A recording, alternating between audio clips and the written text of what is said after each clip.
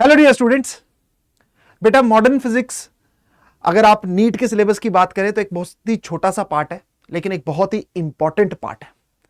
क्योंकि ये 12th के लास्ट के चैप्टर्स में आता है तो बहुत से बच्चे इसे निगलेक्ट कर लेते हैं, या बहुत से बच्चे स्टार्टिंग के चैप्टर्स पे बहुत ज्यादा फोकस देते हैं, लेकिन इसलिए इन चैप्टर्स तक पहुंच नहीं पाते, या इन चैप्टर्स को निगलेक्ट कर देते हैं कि चलिए ये तो लास्ट के चैप्टर्स हैं, छोटे चैप्टर्स हैं, इनसे ज्यादा शायद ना आए। स्टार्टिंग के चैप्टर ज्यादा इंपॉर्टेंट होते हैं, जैसे मैकेनिक्स हो गया, फिर आपके 12th के इलेक्ट्रोस्टैटिक्स, करंट इलेक्ट्रिसिटी, उन पे बच्चों का फोकस ज्यादा रहता है और इन चैप्टर्स पे फोकस कम रहता है। पर बच्चों आज आपको विद डाटा विद प्रूफ बताऊंगा कि मॉडर्न फिजिक्स कितनी ज्यादा इंपॉर्टेंट है।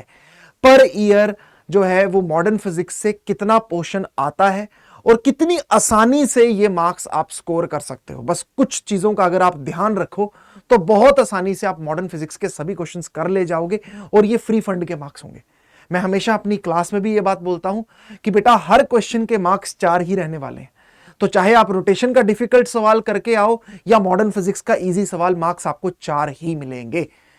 तो आइए विद डाटा की हेल्प से हम लोग समझने की कोशिश करते हैं कि मॉडर्न फिजिक्स पास्ट से लेकर 2025 तक पर ईयर इसकी क्या वेटेज रही और किस तरीके से हमें मॉडर्न फिजिक्स पढ़नी चाहिए। ठीक है, मैं पिछले 38 ईयर्स का डाटा आपको बताऊंगा, उसके हिसाब से आप देखना और खुद एनालाइज करना कि ये कितना ज्यादा इंपॉर्टेंट है। ठीक है, ये देखिए, सबसे पहले तो मॉडर्न फिजिक्स में हम लोग 4 चैप्टर्स को इंक्लूड कर रहे हैं। Dual nature of matter and radiation, atom, nuclear और आपका साथ में सेमीकंडक्टर भी, ये आपका इलेक्ट्रॉनिक डिवाइसेस में भी आता है, लेकिन इसको हम लोग इसमें इंक्लूड करते हैं। ठीक है, आप देख सकते हो dual nature of matter and radiation में 91 क्वेश्चंस आ रखे हैं पिछले 38 ईयर्स में। एटम्स में 56 आ रखे हैं, न्यूक्लियर में 57 आ रखे हैं, सेमीकंडक्टर्स में 90 आ रखे हैं। तो मैंने किसी 1 साल या 2 साल या 3 साल का डाटा नहीं लिया, पिछले 38 ईयर्स का डाटा लिया है, ये बात अपनी समझाने के लिए जो आपको समझाना चाह रहा हूं। इन सभी क्वेश्चंस को ऐड करो, टोटल नंबर कितना हुआ, मल्टीप्लाई बाय 4 करो, डिवाइडेड बाय 38 करो, तो आपको पता लगेगा कि एवरेज मार्क्स पर अगर आप ये चारों चैप्टर से मिला के बोलोगे तो वो नियर अबाउट कुछ 30 बन रहा है, नियर अबाउट 30, यानी कि 30 मार्क्स का सीधा सीधा पोर्शन 180 में से वो आपके इन 4 चैप्टर में से ही आ रहा है। तो आप जान सकते हैं ये कितना स्टार मार्क्ड पोर्शन बन जाता है। ये चैप्टर्स लास्ट के हैं, ठीक है, इनकी लैंग्वेज ये थोड़ा सा आप कह सकते हो कि जो ट्रेडिशनल चैप्टर्स हैं उनसे थोड़ा अलग है ना। जैसे मैकेनिक्स में आप पढ़ते हो ये थोड़ा अलग चीजें आ जाती हैं, थोड़ा सा थियोरेटिकल पोर्शन ज्यादा है, इसलिए इनको पढ़ने की अप्रोच भी थोड़ी सी अलग होनी चाहिए। इनको पढ़ने की अप्रोच थोड़ी सी आपकी अलग होगी तभी आप इनको बेस्ट तरीके से पढ़ पाओगे। ठीक है, इनमें आप देखोगे न्यूमेरिकल्स थोड़े कम है, लेकिन समझने वाली चीजें बहुत ज्यादा है। और एक एक लाइन, जैसे आप बायो में एक एक वर्ड, एक एक लाइन को इंपॉर्टेंस देते हो ना, वैसे ही मॉडर्न फिजिक्स में भी आपको एक एक वर्ड को इंपॉर्टेंस देनी है। अब मैं लेटेस्ट 2025 का डाटा आपको बताता हूं कि 2025 में मॉडर्न फिजिक्स कितने मार्क्स की आई हुई थी, ध्यान से देखिएगा। ठीक है, ये मैंने डिफरेंट पोर्शंस है, mechanics, heat, SHM, electrodynamics, optics, और ये रहा आपका मॉडर्न और साथ में इलेक्ट्रॉनिक्स। काउंट करो जरा कितने आ जाते हैं। ये आपके नियर अबाउट कितने क्वेश्चंस आ रहे हैं, ये देखो यहां पे टोटल लिखा हुआ है, यहां पे ये आपका टोटल लिखा हुआ है 9 क्वेश्चंस। ठीक है, 9 क्वेश्चंस, अब आप देख सकते हो। ठीक है, 9 4 कितने हो गए आपके 36 मार्क्स का सीधा सीधा आपको यहां से आया हुआ था। 36 मार्क्स का सिर्फ ये वाला पोर्शन था। इससे बड़ा पोर्शन आप देख सकते हो और कौन सा था, एक इलेक्ट्रोडायनामिक्स का और एक ये, लेकिन ये बड़े भी तो है, मैकेनिक्स बहुत बड़ा है। इलेक्ट्रोडायनामिक्स में भी आपका सारा कुछ आ जाएगा, एसी, ईएमआई, वहां से लेकर इलेक्ट्रोस्टैटिक, फिर आपका मैग्नेटिज्म, सब कुछ मिला के वो बड़े पोर्शन है। रिलेटिवली ये बहुत छोटा पोर्शन है, लेकिन यहां से 36 मार्क्स का आया हुआ था, तो 36 मार्क्स आप स्कोर कर सकते थे। मैंने बच्चों को बताया अगर 120 आप फिजिक्स में स्कोर कर लेते, 100 to 120 भी कर लेते ना 2025 के एग्जाम में, तो बहुत अच्छा कर ले जाते, वहां से 36 मार्क्स सीधा सीधा यहां से स्कोर हो जाते आपके। ठीक है, तो आप देख पा रहे हो बच्चों, मैं हमेशा अपनी क्लास में बोलता हूं अगर अब तक नहीं समझ पाए तो जरूर समझो, ये छोटे चैप्टर्स हैं, हो सकते हैं आसानी से, बस आपको ध्यान देने की जरूरत है और प्रॉपर एनालिसिस की जरूरत है जो मैं आपको दे रहा हूं। ठीक है, अगर मैं बिल्कुल चैप्टर वाइज बात करूं कि कितने कितने सवाल आए हुए थे, तो यहां देखो जरा कितने कितने सवाल आपके आए हुए थे यहां से। ठीक है, यहां पे आप लोग देख सकते हो डुअल नेचर से भी आपके 3 सवाल आ गए हुए थे। ठीक है, एटम से आपके 2 सवाल आ गए हुए थे, यहां से भी आपके 2 सवाल आ गए हुए थे इलेक्ट्रॉनिक से। तो किस तरीके से आप देख सकते हो सवाल आपके एक एक। ठीक है, 3 सवाल सीधा डुअल नेचर से ही आ गए थे, छोटा चैप्टर है। ठीक है, एटम्स भी उतना बड़ा चैप्टर नहीं है, यहां से भी आपको 2 सवाल आगे हुए थे, तो कितनी अच्छी बात है ये, कितनी आराम से आपका कवर्ड अप हो जाता।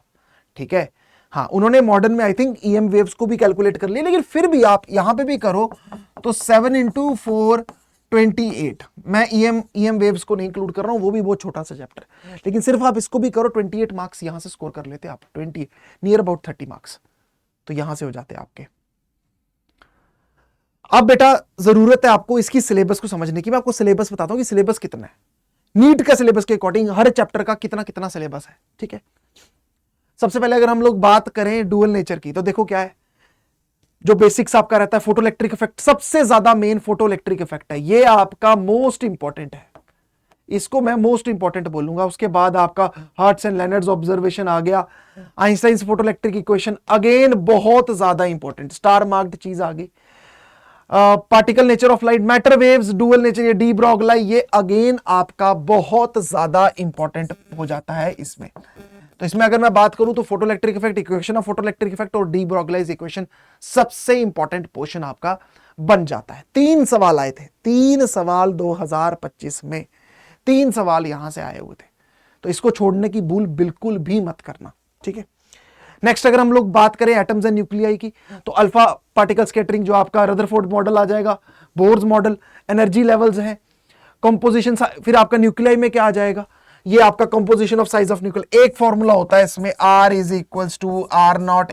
R0a⁻⁴ ये एक फॉर्मूला होता है बस इसमें। फिर उसके बाद मास एनर्जी इक्वलेशन E = mc² आपका आ जाता है, बाइंडिंग एनर्जी पर न्यूक्लियन जो कर्व आती है, और न्यूक्लियर फ्यूजन और फ्यूजन की जो आपकी इक्वेशंस आती है कि दोनों साइड जो है आपको इक्वेट करना होता है, बताओ कितने नंबर ऑफ प्रोटॉन्स होंगे, एनर्जी कितनी रिलीज होगी, वो आपको निकालना होता है। छोटा पोर्शन है एज कंपेरेटिव टू मैकेनिक्स, जहां पे एफबीडी बनानी पड़ती है, 100 तरीके के तामझाम करने पड़ते हैं, यहां कुछ नहीं करना पड़ेगा। तो सिलेबस को प्लीज अच्छे से देख लो, क्या सिलेबस है, कंफ्यूजन नहीं होना चाहिए, क्योंकि इतना ही सिलेबस है जो आपके नीट के अकॉर्डिंग है। इसके बाद अगर मैं सेमीकंडक्टर्स की बात करूं या इलेक्ट्रॉनिक डिवाइसेस की, तो उसमें आपका सेमीकंडक्टर आ जाएगा, सेमीकंडक्टर डायोड आ जाएगा, आईवी कैरेक्टरिस्टिक्स आ जाएंगी, फॉरवर्ड और रिवर्स बाइस वाला, rectifier, half wave rectifier, full wave rectifier दोनों आ जाएगा, आईवी कैरेक्टरिस्टिक्स आ जाएगी इसकी, एलईडी की, photo diode, solar cell, zener diode as voltage regulator, logic gets.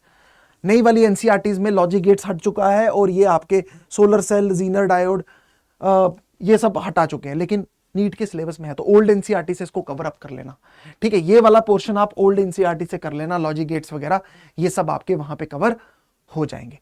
बस यही आपके चैप्टर्स हैं बच्चों, सिर्फ यही आपके चैप्टर्स हैं। अगर मैं पढ़ाई की बात करूं, अगर मैं बोलूं कि किस तरीके से आपको इस पे इंपॉर्टेंस देनी चाहिए, तो सबसे पहले बच्चों मैं बोलूंगा इसमें इन चैप्टर्स में सबसे इंपॉर्टेंट होती है आपकी एनसीईआरटी, क्योंकि इसमें थ्योरी है, छोटी छोटी चीजें हैं कि बताओ इसमें हुआ था तो ऐसे कैसे हुआ था, तो एनसीईआरटी की मल्टीपल रीडिंग्स इसमें बहुत ज्यादा इंपॉर्टेंट हो जाती हैं। मल्टीपल रीडिंग्स बहुत ज्यादा इंपॉर्टेंट हो जाती है, जितनी मल्टीपल रीडिंग्स आप कर सकते हो, क्योंकि चैप्टर भी तो छोटा ही है, तो आराम से आप इसकी थ्योरी बार बार पढ़ पाओगे, क्योंकि यू नेवर नो एटम्स में से कहां बीच का उठा लें वो लोग, है ना, न्यूक्लियाई में जो रिएक्शंस दी होती है कौन सी रिएक्शन उठा लें, तो बट सारा थियोरेटिकल पोर्शन है, ज्यादा कोई बहुत ज्यादा न्यूमेरिकल का वैसा नहीं है। और एटम्स वगैरह तो आप लोग अगर देखोगे तो आप केमिस्ट्री में भी पढ़ोगे, ठीक है, तो आपको आसानी हो जाएगी वो चीज को कवर अप करने में। मल्टीपल एनसीईआरटी रीडिंग्स आपने करनी है। पीवाईक्यूज बहुत ज्यादा इंपॉर्टेंट होते हैं, आप मेजरली देखोगे डुअल नेचर में भी वही सवालों को तोड़ मरोड़ के दोबारा पूछ लिया जाता है, तो पीवाईक्यूज इनकी प्रिपरेशन में बहुत ज्यादा इंपॉर्टेंट आपके आ जाते हैं।